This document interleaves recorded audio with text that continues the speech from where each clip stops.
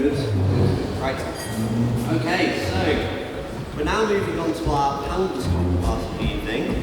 We'll keep it brief because we are firstly running quite a bit behind time, as it is to be expected with these sorts of events, but also I would like to encourage you all, and don't feel embarrassed about doing this whilst we're individual speaking, to go up and use the bar, which is in this corner of the room. Cormac is right there, about to get his drink, because we have a minimum spend of £500 at the bar, and we've probably been a bit too generous with the complimentary drink tonight, which means that we are a hell of a long way away from our £500 minimum spend, which means that if we do not get the £500 minimum spend, there will be a £250 amount of money incurred in society. Go on, Thank you very much. Thank you very much.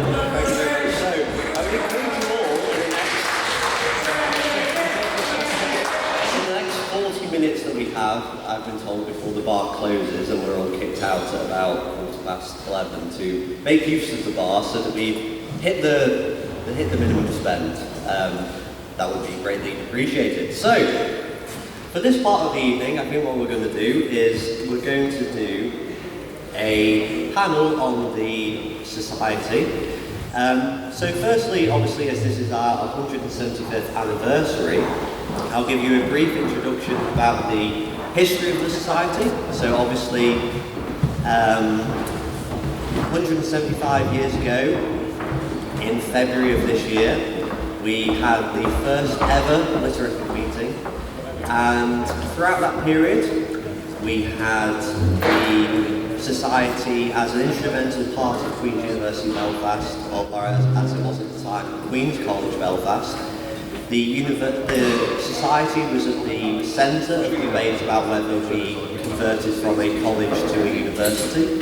It was also one of our former presidents who drafted the Ulster Covenant that led to the creation of Northern Ireland, obviously a very controversial document, but also one that is central to the place that we now live in today. And then we fast forward on to the 1960s, where the society was the centre of was the training ground for the civil rights movement. So I think you have within the Literific a society that both was a central part of Queen's College that then led to the creation of Queen's University, so a central part of the university, a central part of the creation of Northern Ireland itself, but then also a centrepiece of the society that we now live in, which is, moving from the Northern Ireland that was created in the 1920s. 22? It's a subject on the page. Alright, Jonathan Finley has me right. So, the Northern Ireland that was to the Northern Ireland that is today. So, even though we are a small society within Queen's University Belfast, we have punched above our weight throughout this time. So, that is the history of the society. But, tonight I think what we want to do is to dig into what the Literific is in the contemporary period. What is the Literific today? What does it mean? What does it do? What impact does it have on the university? What impact does it have on the student experience? What impact does the Literific have today? So, we now have a panel of speakers, a very distinguished panel. So we have Mr. Paul Shannon, who chaired our debate this evening.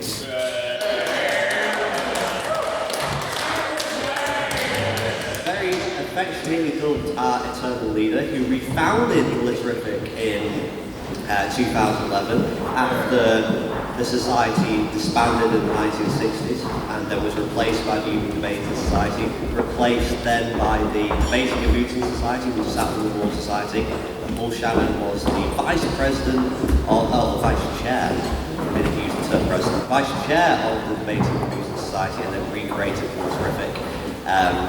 So we have Mr. Paul Shannon. We then have Professor Tony Gallagher, who, when the society was refounded in 2011, was Pro-Vice Chancellor of the University and became a trustee of the society in 2013.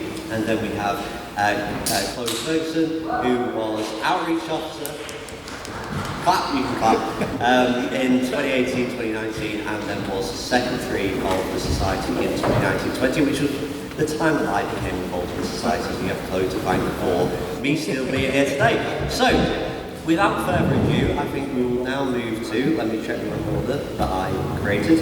We will now move to Paul Shannon, who will talk about what debating was like when he started at Queen's, how he found out about the Literific, what motivated him to revive the society, and how he went about doing this, and also what the early years of the reconstituted Literific were like, and what were the sort of key successes.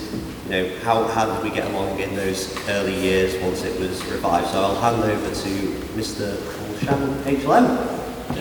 Thanks very much, Ryan. So, I think there are a couple of things, and please feel free to shout out questions if you have any. When I joined Queen's, it was the Debating and Mooting Society. So it was debating at that point at Queen's was very tied in with law students, very tied in with mooting, which I really enjoyed doing as well as debating. And the debating side of it was very much a part of, it was sort of training ground really for the mooting aspects that most of us were involved in. So it was really, the competition stuff was really heavily geared towards mooting. The debating in-house was very much just like training exercises.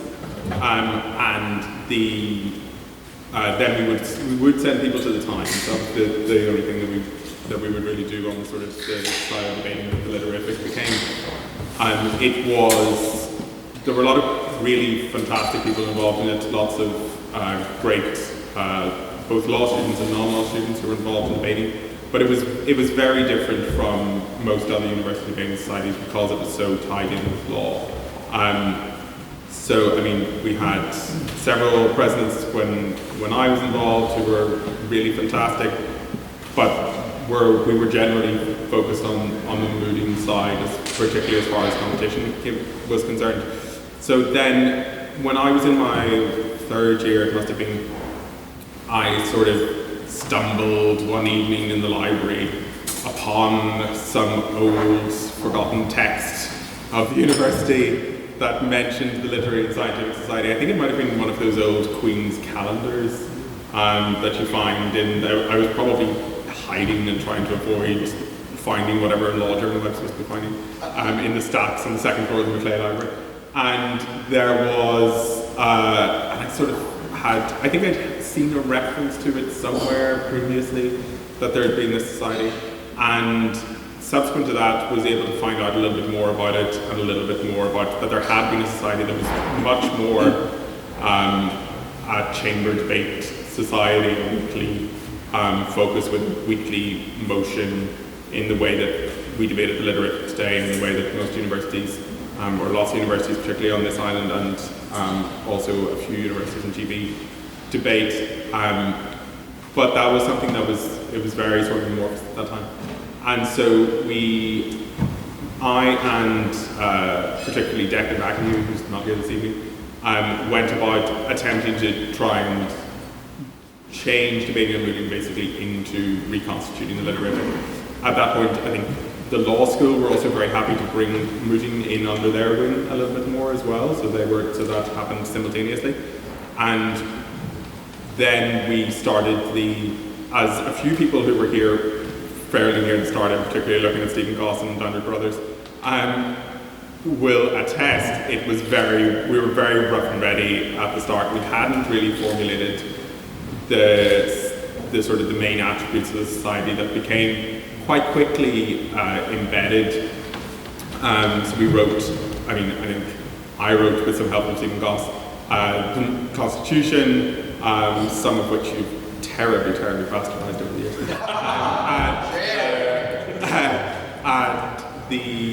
And sort of standing orders and that sort of thing. And we tried to formulate it into a society that was a bit more along those lines. In the early days, there was a lot of dragooning people into being on council, which was, I think both Andrew Brothers and Stephen Goss were dragooned onto council in that 163rd session. And there was, but we did have a couple of early successes, I think, in trying to make chamber, sort of the weekly house debates a bit more prominent. I think I remember us getting Judge McCluskey, who's now in to chair a debate about the death penalty or something like that, and those sorts of things. So it was very early. We hadn't, and it was frankly amazing when I went away after a year or so and came back again a couple of years later to see that a lot of things have become embedded as traditions really, really quickly. I think one of the things that we forget is that university, while we are all here, a lot of us back again after several years, that university generations are short and they turn over quickly, and what has happened in the recent past becomes established fact very quickly. The fact that somebody did this 3 or 4 or 5 years ago is, that's just the done thing. And so you can, in fact, build up a sort of a body of tradition in quite short order.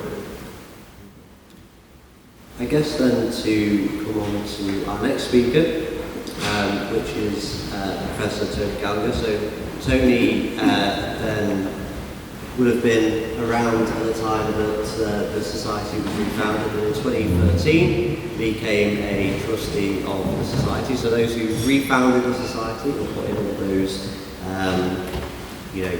bits in the constitution, which have, I would say, not been bastardised by the students that have come forth after that time, but have been bastardised by the students' union, who said that whatever was drafted by the original reconstitution of the society didn't align with FU rules. So that was the main reason why lots of these things have been changed. I can show you that.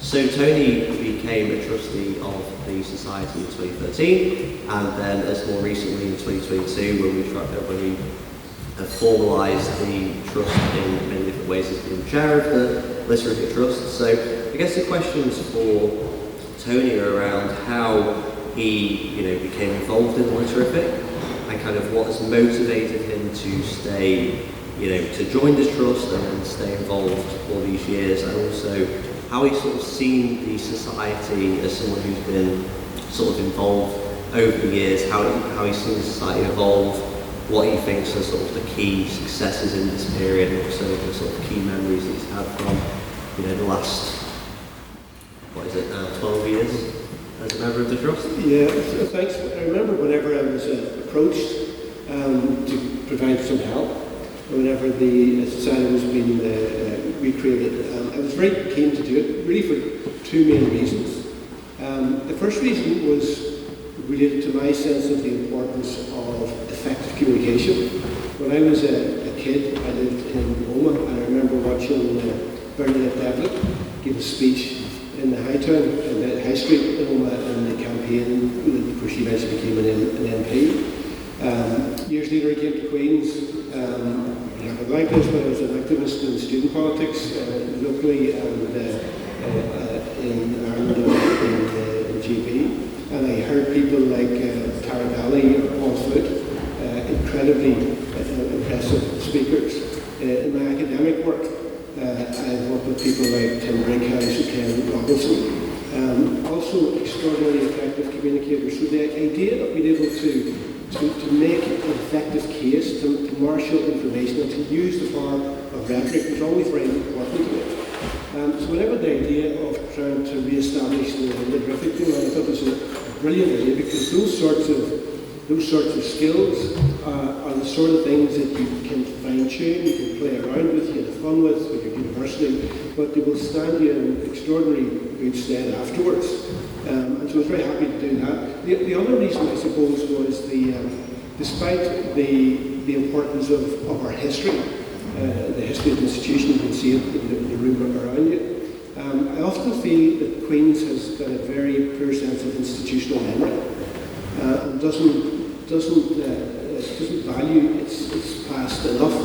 And so this is an opportunity to help bring back the oldest student society that we've had in the place. And it was a real sense of excitement, a real sense of honour have the possibility of helping out on that. And that's why I've stayed with the Literific Adjourned Trust. I was very pleased to be asked to chair the trust. And it's been great to see the Literific grow and thrive. And it's exactly as Paul said, in a relatively short period of time, the old traditions, the sort of centeredness of the Literific as part of university life has been fully brought back into place. And there is a sense that there are future generations yet to come that are going to enjoy living with the traditions that you are all creating.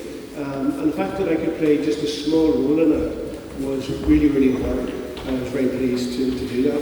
And tonight is a really good example as well, just bringing people back, celebrating past generations, the booklet with those photographs that go right back into history. And the thought that there's many more photographs and much more history to be created over the coming years. So you should all be very proud of what's been achieved, and proud that you're in a line that goes right back to the foundation of this university and will continue to stretch way into the future.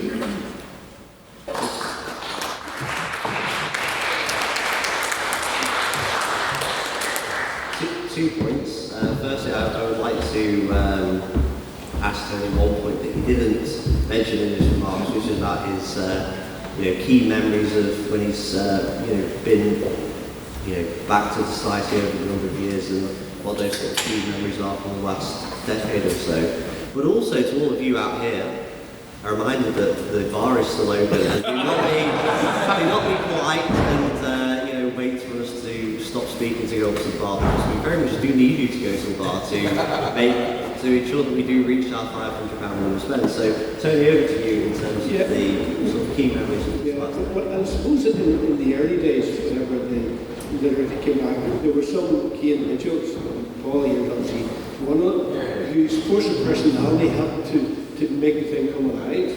But what became really important, and one of the things that I think is of particular value, I also saw year on year new people coming in, sometimes a little bit wide-eyed and wondering what they'd let themselves in for. And in a very quick period of time, we're gaining the confidence to stand up and to speak publicly and to speak eloquently. The key thing, the best thing that I've seen is the point that Paul made. It's just seeing it all becoming embedded. Students, there's lots and lots more students each year joining. They're joining something that's well established as part of our history. They see themselves as being part of that. They've learned a huge amount from it. And you can see that in the quality of the debates. Sometimes they're up and down, I have to say. Some debates are better than others. But that's okay. That's part of the process. It's part of the process of learning this stuff.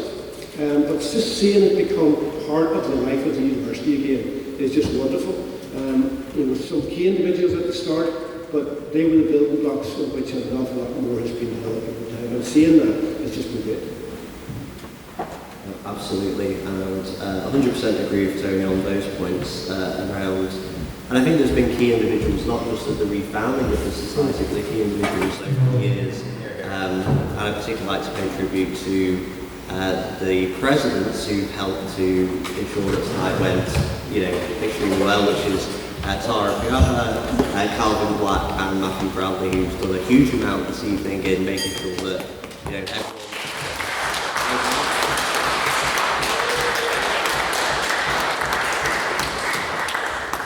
So then I guess moving on to Chloe, I guess the questions I'd like you to sort of touch on are firstly around, so obviously you joined Literific in 2018? 2017.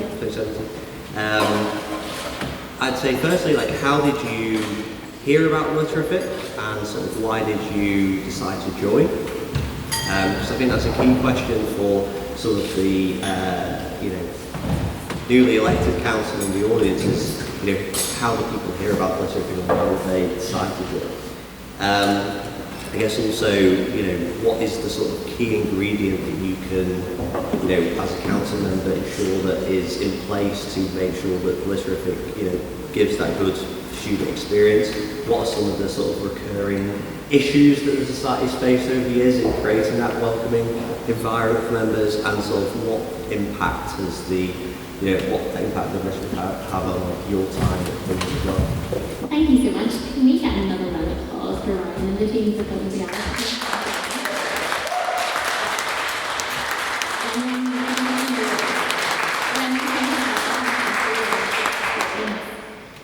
It's enough, all of us here, but also particularly the organisers of this night, that all of us have been so willing and so excited to come together to reunite and reminisce, but also think to the future and think about how we can help society and in the future itself. When I first learned about the society, I don't think you know this, I actually went to the 2015 skills competition. And I was, I think, in year 12 or so in my school, and my teacher came up to me and was like, do you want to go to this debating competition? And I was a typical teenager, and I was like, oh, I suppose so, I'm so cool, I don't want to do anything, but okay, yeah, I'll participate.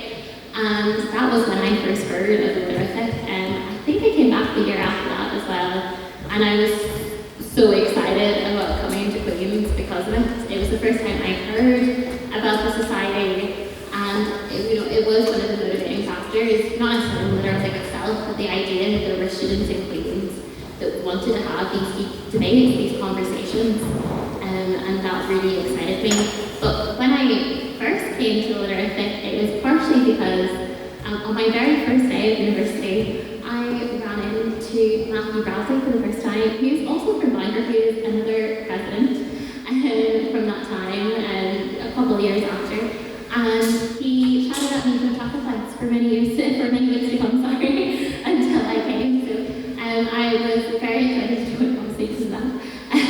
But I remember walking into, I don't think it was the centre room, I think it was the room on the other side of the quad over there for the first time, and realising that there were such positive conversations to be had. It was a little bit chaotic, I won't lie. I think I remember someone standing on a table, and I'd be like, okay. But here I am now. In terms of an ingredient for what makes a really good society, I think that changes over time. I'm not going to sit here and say that students are the same they were 10 years ago. I'm not going to sit here and say that students were the same 5 years ago, 2 years ago. But for us, and I think that maybe some wisdom the new council can take forward, it was about building a society that was inclusive as possible. And I was the outreach officer, and that was very important to me because I first came, and as I said, through the Literific via the skills competition, recruiting the membership young. But I think for me, I came into university, the Literific, not really knowing what my political beliefs were. Coming from quite a sheltered background, really excited to discover who I was, and something that I really think as a council member I tried to embody, but also in my membership generally over the years was making that sense of inclusiveness, that welcomeness, and that's word, across the it didn't matter what side of the political spectrum you were, having respect for each other, having that integrity, and I do think the Literific is at its best when it has people speaking from all across the political spectrum, not just one side. And I'm sure the council today are just embodying that as well, and I find it really important to do that too, because genuinely I think that's when the best conversations happen, having your mind open to discovering new ideas yourself as well. And so I think for me, I then carried that through also into conflict of interest of everything that's been said tonight. Actually, I was also a student activist. I was a sabbatical officer in Student Union. I feel like that's a really controversial to say. Exactly, after all the saga. But I wouldn't have been able to do that, to be honest, without the boots on the ground effort from the Literific, probably yourself, to get me elected, and then going on to national politics as well. And I think that was something that was really integral to me, that having an open mind and open voice for every single student that walked through that door. And I think just for any future council, any Literific member, I think everyone here has really embodied that and carried that through. I would say that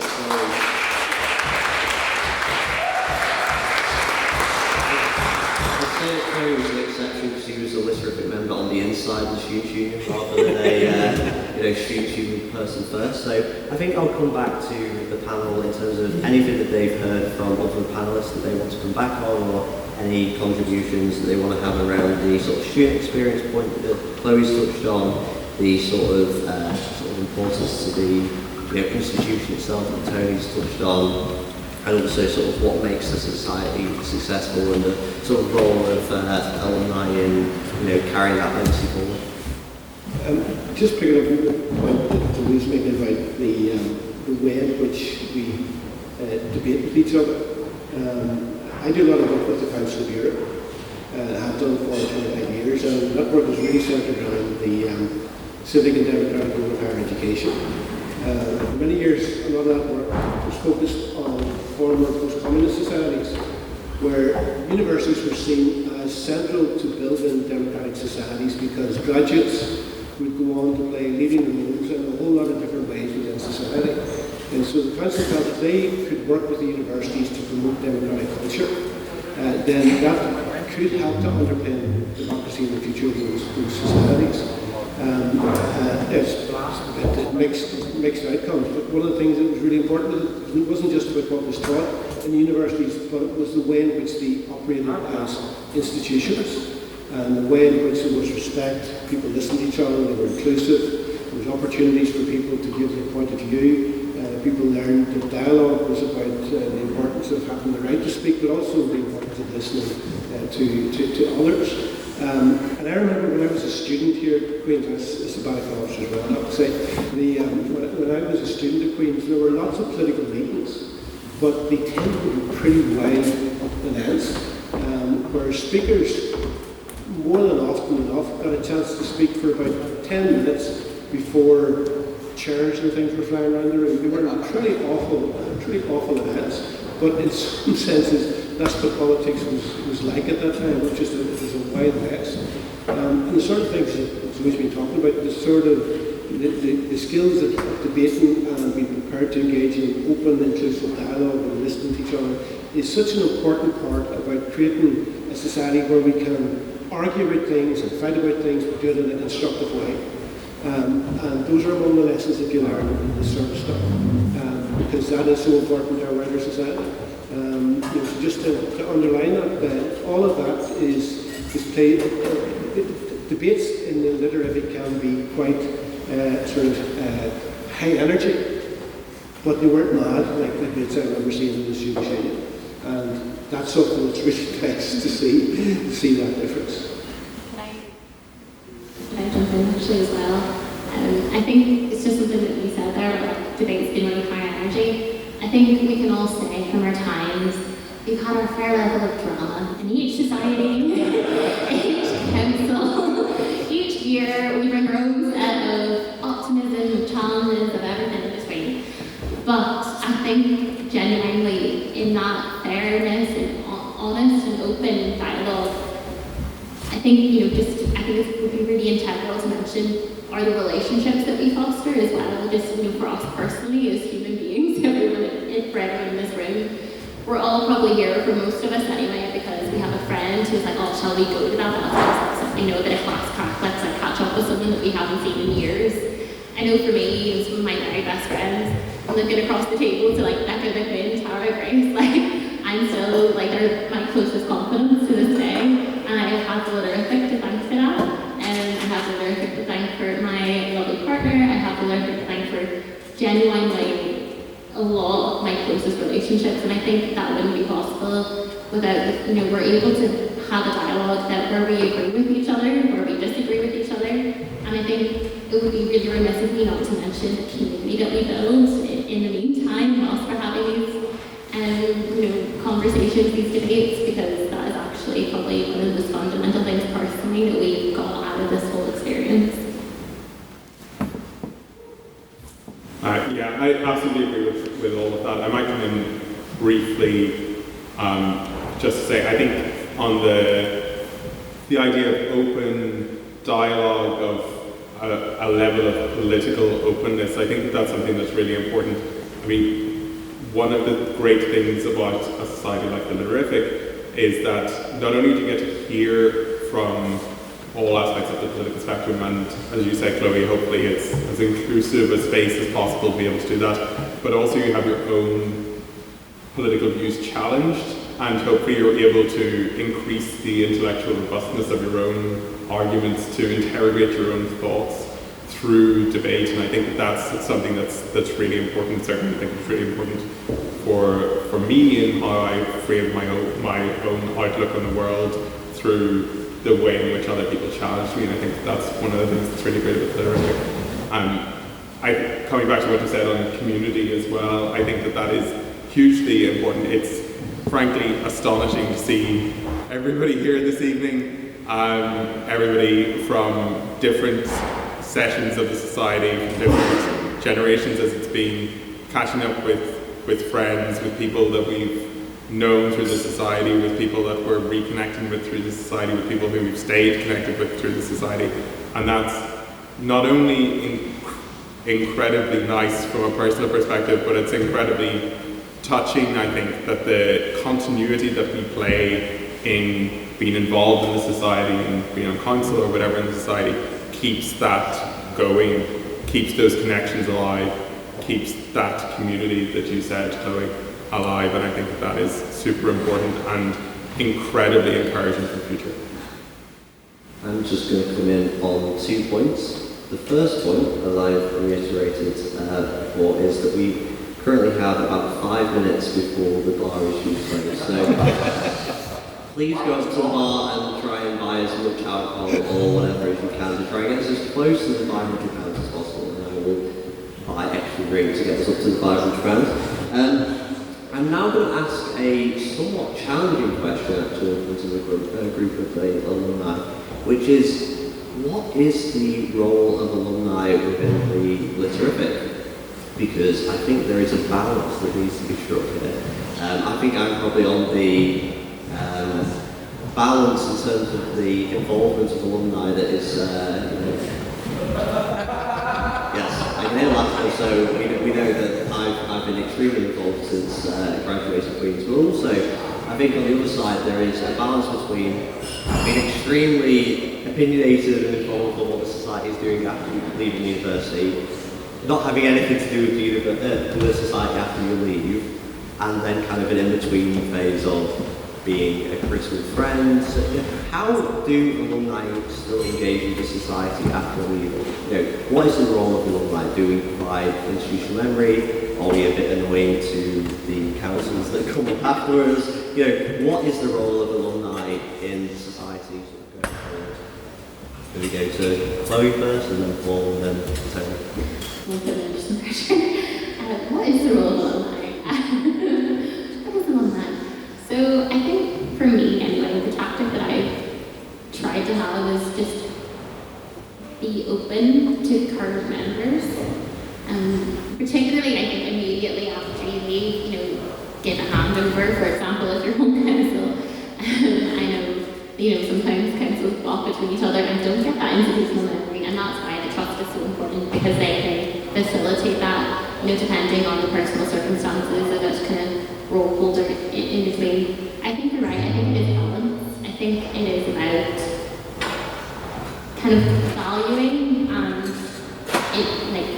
explaining that tradition, and I say explaining instead of heralding, because also the society has lasted for so long because we've had the space and the breathing time to let the society become what it's going to become, because particularly right now, particularly in our ever-changing political spheres or international world, everything is changing. And what are we saying as someone who went to the schools competition 10 years ago, which is mental? This is exactly how the schools competition should be run 10 years later. Things change, things need to be updated. However, I think that role of kind of wisdom when the society wants it is particularly important. And I think respecting the wishes of the current society is important, whilst also being a helping hand and being, as we've kind of touched on, a community and an open voice. And also, I suppose, just to say from an alumni perspective, if there's a member of the society who's really interested in your career path or interested in the line of work that you do, maybe being open to talking to that member as a student who may be interested, which is very specific, but also something that I know lots of people around this room have valued. So yeah. Yeah, I think that, I think close points are all incredibly valid. I have to say, for me, it was a little bit tricky to disentangle myself from the society initially after leaving. It was definitely something that was very dear to me on reconstituting the society as it currently is. But I think for me, the trust, I think, has been a real help in being able to keep in touch with the society, hear about what's going on, meet the council, and also provide a little bit of sounding board and a little bit of support and a little bit of sometimes guidance on what the society is doing. I think there's definitely a role for alumni in all the ways that Chloe has said. I think, the last point I think is particularly well taken, and I think we should all think about that. Those of us who are alumni who are here this evening and have careers that we think current Literific members might be interested in going into. But it's also, I think, really, really valuable that the society is allowed to grow, to develop, to evolve in its own way. The society as it is at the moment, those of us who have read Ryan and Daniel's history of the society know that the society evolved from a paper reading society. It was never initially a debating society. So this is the way in which society operates has evolved over the last 175 years. It's hopefully going to keep evolving over the next centuries, and we can't stand in the way of that evolution. But I think, on the other hand, it is important that alumni are there to be sounding boards, to offer guidance, to offer support, and I think to encourage the society to develop in the best way that it possibly can.